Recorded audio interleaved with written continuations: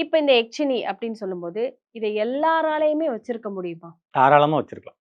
இப்ப மாந்திரீகம் அப்படின்னு சொல்லிட்டு, இந்த மாந்திரீகத்துக்குள்ள வரவங்க எல்லாருமே யூஸ் பண்ண முடியுமா? நான் வந்து ஒரு கடவுள புடிச்சுக்கிறேன். இந்த கடவுளோட வழியில நான் நடக்க போறேன்.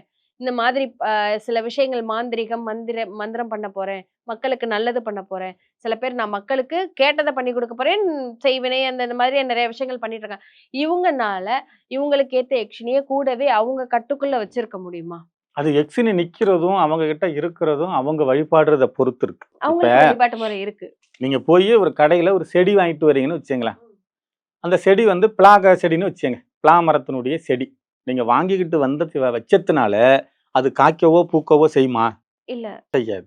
அது காய்க்கணும், பூக்கணும், பெரிய மரமா ஆகணும்னா நீங்க என்ன பண்ணணும்? தண்ணி ஊத்துவேன். தண்ணி நெறைய ஊத்தணும், விஷயங்கள் உரம் பண்ணுவேன். போடணும், பார்த்துப்பேன். பராமரிக்கணும். அப்ப நீங்க ஒரு எக்ஸினிய சித்து எடுக்குறீங்க, மந்திர உபாதசன வாங்குறீங்க, அதனுடைய விக்கிரகமோ, இல்ல அதனுடைய பொம்மையோ நீங்க வீட்ல கொண்டு வச்சதுனால எல்லாம் எக்ஸினி உங்ககிட்ட வந்துராது.